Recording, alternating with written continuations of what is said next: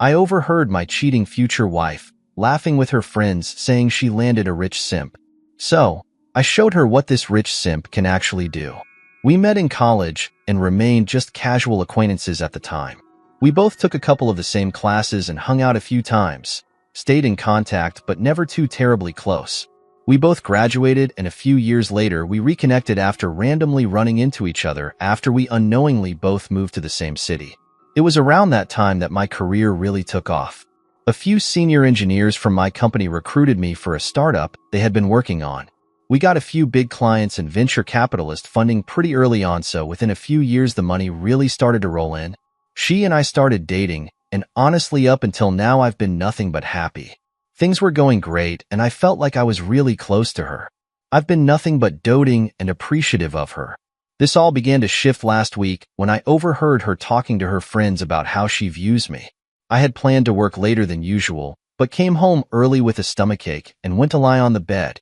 I must have fallen asleep for about 2 hours, but when I woke up I could hear her in the living room with some of her friends while they were drinking. The conversation was pretty casual until they started talking about the wedding and our relationship in general. Through the laughter, she went on to describe how she had landed herself the perfect rich simp, how she basically controlled me, and how I would give her the life she always wanted. I was just a tool for her to use. Her friends thought it was hysterical and egged her on. I know she was drinking, and I know maybe she was joking, but for me the trust is gone. I don't feel like I can still marry her when I've heard in her own words that she sees me this way. When she later went to the bedroom, she seemed surprised to see me, but she also assumed I'd been asleep. I haven't confronted her yet, and I'm just dreading canceling the wedding, which is scheduled for next April. Update 1. Sorry, it took me a couple of weeks to post an update, but it's been really hectic. I confronted her a couple of days after my initial post. I wanted to see if she would be honest, if there was even a chance of working this out, so I initially didn't allow her to know I personally overheard her. I told her I heard a rumor that she had been talking about me that way. She pressed me for a name, but after I refused to give her one, she flat out told me repeatedly that I had been lied to, that she would never talk about me that way. I then told her I personally overheard her, then her entire demeanor changed. I think she hadn't considered that I'd been awake when she had her friends over, or that this was such a common topic of conversation that she didn't know exactly which specific conversation I had heard rumors of. I told her I was calling off the wedding, then she started crying, and I genuinely felt bad, but at the same time I can't really trust her anymore. She left and I have no idea where she went, but I got a few calls from her friends later that night and the next morning. They were the same friends I overheard earlier, so I just never answered. Her dad randomly showed up that afternoon and seemed surprised at what I said. She hadn't given him a detailed reason for why I was calling off the wedding, just that she had lost my trust. She didn't have much to say after I told them, but said I should try to work things out. She came back the next day, and I still have no idea where she went, nor do I really care. I was blunt and told her she would need to find a new place somewhat soon. Since then I've been spending as little time as possible at home, and she seems to be gradually removing some of her smaller personal items. It's a mess, and she keeps trying to salvage things, and when that fails the crying starts. I'm glad I found out sooner rather than later. Alright, final update. My ex and one of her male friends showed up with a U-Haul to get the last first of the weekend after my last post. I didn't trust their chemistry together, but I also didn't really care. I didn't even bother to learn if she has a new lease or if she was staying with him.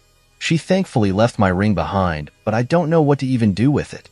It cost me $15,000 retail, but the resale looks like a fraction of the original cost. I also have a lot of work to do to recoup my deposits for the venue, caterer, and planner. Her mom called me the night after she left, but I didn't answer. I honestly didn't want to hear it. I've always had a great relationship with her, but she sounds so much like her daughter that I didn't know if I could take that conversation. I've had a really difficult time emotionally over the last month and a half dealing with this. I've always been a casual drinker, but lately I've been avoiding going home and drinking with old friends far more constantly to avoid having to deal with the fallout. I know it's not healthy, but it's all I could do to not fall apart completely. Some of that spilled over into my work, and I think the other founders noticed. I lead a small DevOps team and do a ton of technical work myself. Because of this, my mistakes are really easy to notice since they largely manifest in infrastructure breakage, CI/CD outages, and downtime in key applications. I don't know how exactly they learned what happened, but after I mentioned I wouldn't be going to see family during Thanksgiving, the CTO sent me a text asking me if I was home, then showed up with the CEO 30 minutes later the night before Thanksgiving.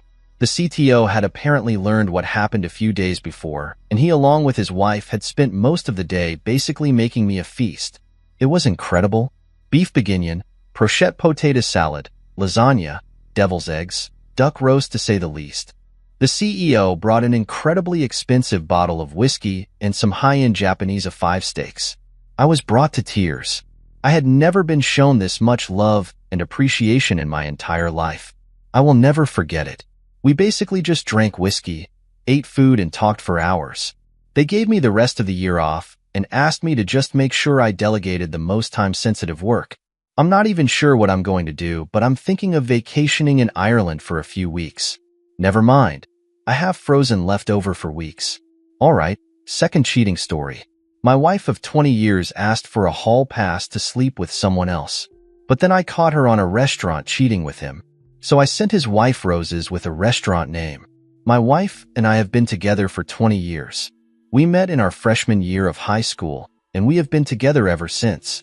She and I both lost our virginity to one another. We went to prom together, and we even went to the same college after graduation. We got married right after we graduated from college, and we settled down to start our life together. Having a family was always something we were looking forward to. So once we had good jobs, we decided to start. Fast forward about 11 years, and we have 2 kids, we own our own home, and we are on a fast track to retiring early so we can travel and do all of the things we never had the chance to. I thought that we were living the dream life. All of that came crashing down when my sister-in-law was diagnosed with lung cancer. She was my wife's best friend, and she took it very hard. She was with her every step of the way while she was fighting as best as she could, but in the end, she passed away. It was a huge blow to the entire family, myself included. It's such a cliché, but she was just a beam of light in the world. My wife took it harder than anyone else. My sister-in-law was who my wife would go to when she needed to talk about anything. They would go shopping together, and they knew everything about each other. I was there for my wife while she grieved the loss, and I helped her get over the worst time of her life. After about 6 months of mourning, my wife started to get back to herself. She had all of my sister-in-law's journals and her notebooks, and she read through all of them while she was grieving. I couldn't even begin to process the types of emotions she must have been feeling, so I just tried to be supportive and lend an ear when she needed it. One thing that got to my wife was feeling like she hadn't done anything with her life. Her sister was taken way too soon, and through the journal entries, my wife realized that her sister felt like she didn't get to do enough in her life. I guess when my wife read all of that, she thought that her sister would have wanted her to do the opposite. She told me that she had been inspired to start living. She wanted to travel, go skydiving, and just enjoy the life that she had while she had it. I wholeheartedly agreed with it. That's why I've been working 60 hours a week since I graduated college, so we could try to retire early. Over the next few weeks, she started doing more things. For example, she started taking pottery classes because she'd always been interested in it. She had been teaching herself how to rock climb because she wanted to free climb, and she even scheduled a bungee jumping excursion for her and our son. She seemed to be leaning into this new lifestyle. I didn't think anything of it. I was happy for her because she was recovering from the loss of her sister. One night, after she came home from the climbing gym, she was acting off. Before that, she had been very upbeat and excited about everything while she took on this new lease on life. After dinner, when the kids were in their rooms, she pulled me out to the patio where we shared a couple of glasses of wine and looked at the stars. Toward the end of our conversation, she brought up the possibility of both of us having a hall pass. For those of you that don't know, a hall pass and a committed, monogamous relationship is a one-time opportunity for both of the partners to have sex with someone outside of the relationship. I was completely shocked by what she had suggested. It felt like it came out of nowhere, so I asked her about why she was bringing it up. She assured me that she loved me, but she felt like she might have been missing out on a part of her life because she had only ever been with me. She tried to say it in a way where I wouldn't be hurt, but it was impossible not to feel horrible when she said that. I told her that I wasn't supportive of the idea. She and I had been married for 20 years, and I didn't understand why it was a problem all of a sudden. I didn't want to sleep with anyone else, and I wasn't okay with her sleeping with anyone else. We were about to go back inside, but I stopped and I asked her if there was someone she had been interested in sleeping with. She was hesitant to tell me the truth, but after a few moments, she told me that there was another person who went to the climbing gym that she was attracted to. She told me that he had always been flirty, and recently he asked her out for drinks. I was assured that she said no, and that she would tell him that she was married. But I still went to bed that night with a sour taste in my mouth. It took a few days for me to come to terms with what she had suggested. I was unbelievably hurt by it. But after some time, I forgave her and we carried on as if the conversation never happened. After a week or so, she told me that the climbing gym offered a class to start working outdoors and that she wanted to sign up for it. One Saturday, she went out early in the morning with the class. At least, that's what I thought was happening. Our daughter had been entering those years where she started lying to us about where she was going so she could go to parties and hang out with friends we didn't approve of. So, we told her to leave her location on Snapchat maps so we could verify she was where she said. That same afternoon, our daughter was supposedly going over to a friend's house, so I checked the maps to make sure she wasn't lying. Everything was good on our daughter's end, but I noticed that my wife's avatar was in the heart of the city. I was a little confused because I had been told that she was going to a park about 30 minutes outside of the city. I zoomed in on the location and saw that she was at a bar. I tried to rationalize it like she was just hanging out with some of the other people from the climbing gym after they got back from their climb. But I had a sinking feeling in my gut that I couldn't ignore. I remembered what she had said about the guy from her climbing gym, asking her to go out for drinks. I didn't think it was that far of a stretch to wonder if she was there with him. I was home alone in the bar that she was at only happened to be about a 15-minute walk from the house. So I grabbed the dog and we took a walk. I kept my eyes on the map every so often just to make sure she was still there and she wasn't leaving. When I got to the bar, I looked in through the windows and I saw my wife sitting at a table with a man. They were both leaning close together and smiling from ear to ear as they chatted. The man reached across the table and grabbed my wife's hand, and my wife let him. Of course, hand-holding isn't necessarily cheating, but it was an indication that maybe there was something more going on. I went home before my wife saw me there, and I waited for her to get back. The entire time I waited, I didn't know if I was going to confront her about her try to dig around on my own. She came home, and before she even said anything to me, she went right to the shower. I tried to grab her to have a conversation, but she just told me that she was gross and sweaty from climbing. That solidified in my head that something happened while she was with that man. She had dropped her gym bag down near our bed, and I noticed that her phone was still inside. I pulled it out and looked through it to see if I could find any information about who that man was. I searched the name of the bar in her text messages, and I found a chat between her and an unsafe number. I scrolled back to the beginning of the conversation, which happened to be about a week before she asked me about the hall pass. I skimmed through the rest of the messages, looking for keywords that would indicate an affair. Eventually, I found a few exchanged pictures and some explicit messages. Then I saw the plans for them to get together at the bar. They even came up with a lie to tell me and his partner together.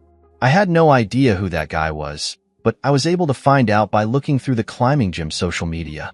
They had posted a few pictures with some of the clients, and he was clearly in one. He was tagged in it and everything. I did some digging and found out that he was married with a newborn baby. I was disgusted by what I saw.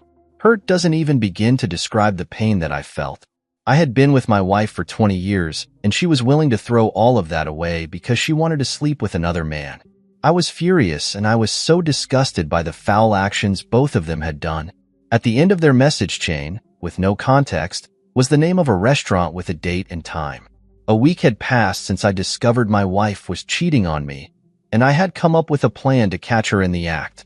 While I was thinking about it, I realized that the wife of her affair partner deserved to know as well.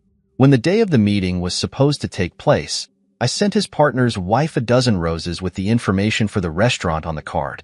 I hoped that it would be a way to trick her into thinking he had a surprise plan for her.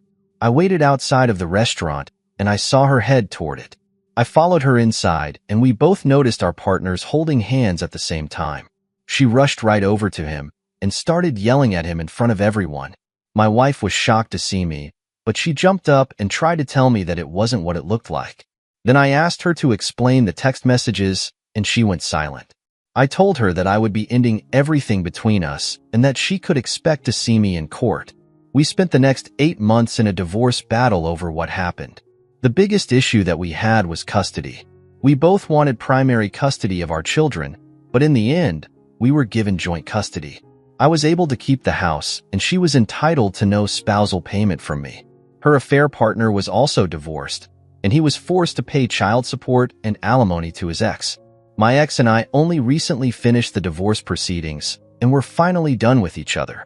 I honestly don't know what to do from here. I had only been with one woman, and she stabbed me in the back, and I'm not sure how to move forward.